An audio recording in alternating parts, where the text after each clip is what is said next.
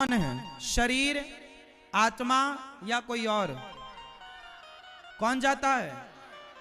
और स्वर्ग नरक में सुख दुख कौन भोगता है, शरीर की आत्मा या कोई और?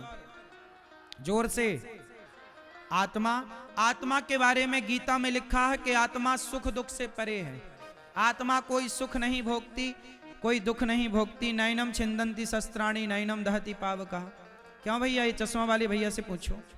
भैया ये स्वर्ग नरक कौन जाता है, शरीर, आत्मा या कोई तीसरा?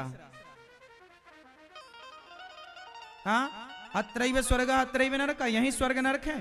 हाँ, ये भैया कह रहे हैं स्वर्ग नरक नहीं होता, यही स्वर्ग है यही नरक है। ऐसे ही कह रहे हो ना? तो ऊपर वाले स्वर्ग नरक को नहीं मानते आप? हाँ, इनकी बात पूरी सत्य तो नहीं है, पर कुछ कुछ सत्य बोल रहे हैं। सत्य ये है कि यहां भी एक स्वर्ग नरक है और वहां भी एक स्वर्ग नरक है। जैसे आप छोटा मोटा बीमारी पड़ जाए तो बगल का डॉक्टर ठीक कर देता है, लेकिन आपकी बीमारी बड़ी है तो आपको बड़े डॉक्टर के यहां बड़े शहर में रिफर करना पड़ता है। उसी तरह छोटा मोटा पापी है तो यहीं भोग लेता है इसी नरक में। आप सरकारी हॉस्पिटल चले जाओ और सरकारी हॉस्पिटल के जर्नल वार्ड में जाना, आपको नरक का एक डेमो दिख जाएगा। बोलो हाँ। अब बताइए, लोग चप्पल पहन के घिसट रहे हैं आपसे, भैया जो रोटी खाना जरा 1 रुपए 5 रुपए दे दो भैया। ठंडी पड़ी है, फुटपाथ पर सो रहे हैं, खाने को रोटी नहीं, पहनने को कपड़ा नहीं। क्या है ये भी एक प्रकार का नरक है।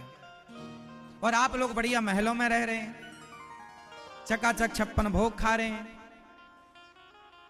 पानी भी उठा के नहीं पीना पड़ता, लोग पानी देते हैं, सब काम हो रहा है। मतलब आप स्वर्ग की तरह अनुभव कर रहे हैं। आपके घर में सारी सुख सुविधाएं हैं तो ऐसा लगता है हम स्वर्ग में हैं। तो यहां भी एक स्वर्ग है जो सुविधाओं युक्त है, मतलब वो स्वर्ग में है। और जहां खाने को भी भरपेट भोजन ना मिले, मतलब आप नरक की। बीमार पड़ा है, बिस्तर पर मलमूत्र कर रहा है, क्या है वो? क्यों भैया? सालों से कोई आदमी बिस्तर पर मलमूत्र कर रहा है, क्या है वो? वो नरक है, वो नरक का डेमो है। लेकिन संतोष केवल ये मत कर लेना कि यही है, इसके आगे भी है। अच्छा ये बताओ, बात तो ये है ना कि नरक स्वर्ग भोगेगा कौन? शरीर तो यहीं जल के खत्म आपके सामने। आत्मा सुख दुख भोगती नहीं, गीता में स्पष्ट लिखा है।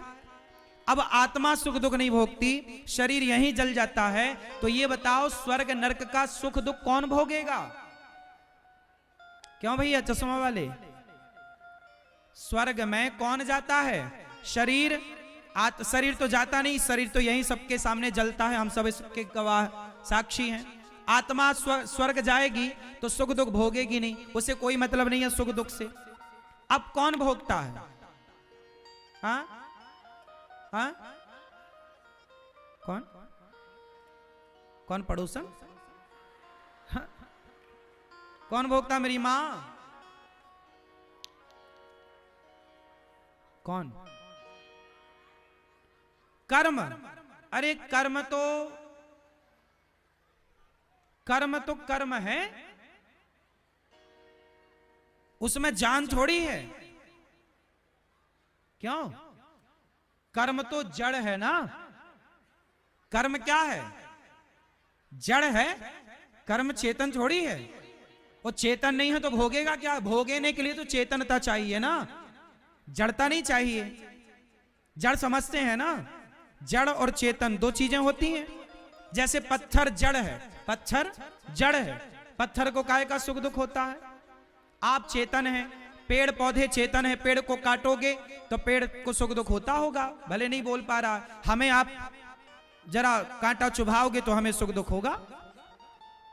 आपको रोटी की भाप लग जाती है तो आपके हाथ में फफोले पड़ जाते हैं, आपको कष्ट होता है। आप चेतन हैं, पेड़ जड़ है, पौधे चेतन है, ठीक है। अब सुनो उत्तर। ये बताओ आपके शरीर कितने हैं? ए मैया, आपके शरीर कितने हैं? जोर से भैया, शरीर कितने हैं आपके? जोर से मैया, शरीर कितने हैं आपके? पीछे वाले भैया, शरीर कितने हैं आपके? हम सबके पास 3 शरीर होते हैं। हाँ 3। सुनो, इसलिए सत्संग होता है कि जो ना पता हो वो पता होए। हम आपको वही बताएंगे 7 दिन जो आपको नहीं पता। कोशिश करेंगे कि आपको वो चीजें पता हो जो यथार्थ हैं। सुनो, हमारे शरीर कितने हैं? जोर से। पहले शरीर का नाम है स्थूल, ये बैठा है। कौन सा शरीर है? एक शरीर होता है जिससे आप सपना देखते हो। जब आप सपना देखते हो तो एक शरीर बिस्तर पर सोया होता है और सपने में आप हरिद्वार जाते हो, सपने में आप वृंदावन जाते हो। तो बताओ, जब आप सपने में गए तो शरीर तो वहां भी है ना, सपने में आपकी आंख भी है, पांव भी है, पेट भी, आप हंस भी रहे हैं, सपने में रो भी रहे हैं, भाग भी रहे हैं। तो एक शरीर बिस्तर पर है और एक शरीर स्वप्न को देख रहा है। तो स्वप्न को देखने वाला शरीर कौन है? वही है सूक्ष्म शरीर। कौन सा शरीर है? बोलो जोर से मैया। जो स्वप्न को देखने वाला शरीर है उस शरीर का नाम क्या है? सूक्ष्म शरीर। कौन सा शरीर? हाँ, एक तीसरा शरीर होता है जिसे कारण शरीर कहते हैं। कारण मतलब जिस कारण से आप स्त्रियां बनी, जिस कारण से ये पुरुष बने, जिस कारण से ये कुत्ता बना, जिस कारण से ये बिल्ली बनी। मतलब आप कुत्ता नहीं बने, मनुष्य बने, और वो बिल्ली बिल्ली बनी, मनुष्य नहीं बनी। तो कोई तो कारण रहा होगा, तब ना वो कुत्ता बना, तब ना आप स्त्री बनी, तब ना ये पुरुष बना। क्या बिना कारण के कोई कार्य होता है? उत्तर दो। क्या बिना कारण के कार्य होता है? आप कहीं जा रहे हैं तो जाने का भी कारण होता है। भाई जाने का कारण क्या है? कोई तो आप यहां आए ना, यहां आए तो कारण था, कथा सुनने जा रहे हैं। क्यों मेरी मां? तो वो है कारण शरीर। किस कारण में मनुष्य बना, किस कारण आप मनुष्य बने, किसी कारण बने। वो कारण हमें नहीं पता, ईश्वर को पता, पर है कारण। क्यों जी, बात सही है कि गलत है? तो एक शरीर कारण शरीर है, एक शरीर स्थूल शरीर है जो बैठा है, और तीसरा शरीर कौन सा है? जोर से। जिससे आप सपना देखते हो। स्वप्न का दृष्टा कौन है? जोर से बोलो मेरी मां। स्वप्न का दृष्टा कौन? सूक्ष्म शरीर। अब सुनो, जब आप मरते हो ना तो चिता पर शरीर जल जाता है। सूक्ष्म शरीर जो है, सूक्ष्म शरीर कितनी चीजों से मिलकर बना है?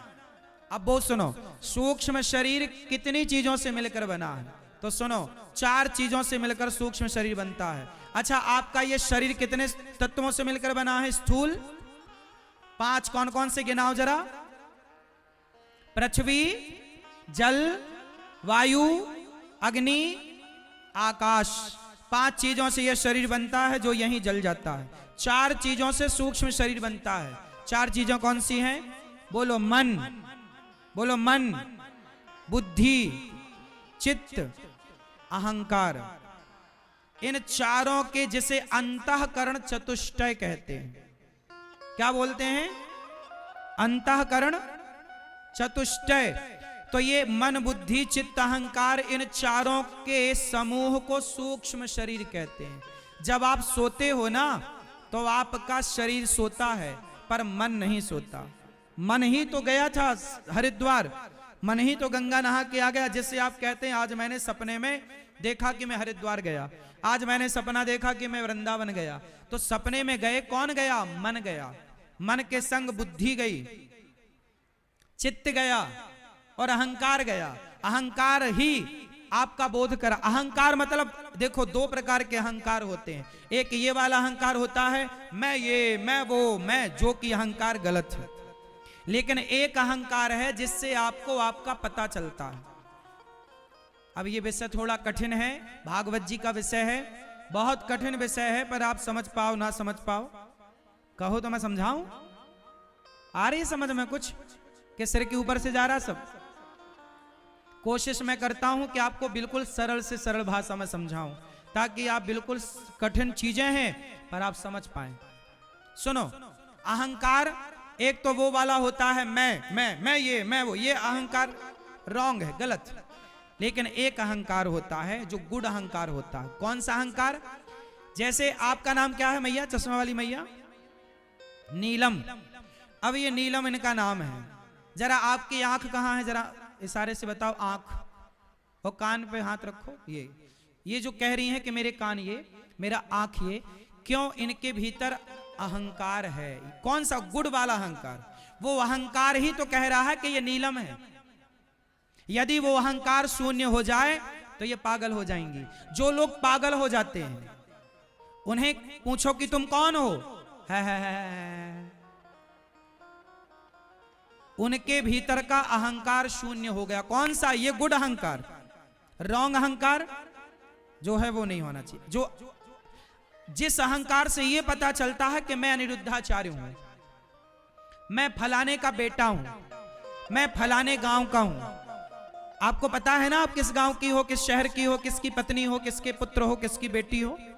ये भी एक अभिमान, यदि ये मर जाए, ये अहंकार ही आपका बोध कराता है आपको। यदि ये मर जाएगा तो आप पागल हो जाएंगे। फिर आपको पता नहीं होगा कि आप कहां से हो, आपका पिता कौन, आपकी मां कौन, बस आप है। बस उसे पागल कहते हैं, क्योंकि उसके भीतर का क्या तत्व चला गया? अहंकार। चार होते हैं ना, मन, बुद्धि, चित्त, अहंकार। ये अहंकार ही आपको आपका परिचय देता है। ये इसका होना जरूरी है। जैसे बात, पित्त, कफ होती हैं, तीन नाड़ियां होती हैं। क्या होती हैं? बात, पित्त और कफ। तीनों को संतुलित बनाए रखने से शरीर चलता है। एक की भी गति ज्यादा हो गई, जरूरत से ज्यादा, तो आप तुरंत मर जाओगे। हाँ या ना? उसी तरह यह सिस्टम बनाया विधाता ने पूरा। अब सुनो, जब आप मरते हो तो चिता पर शरीर जलता है।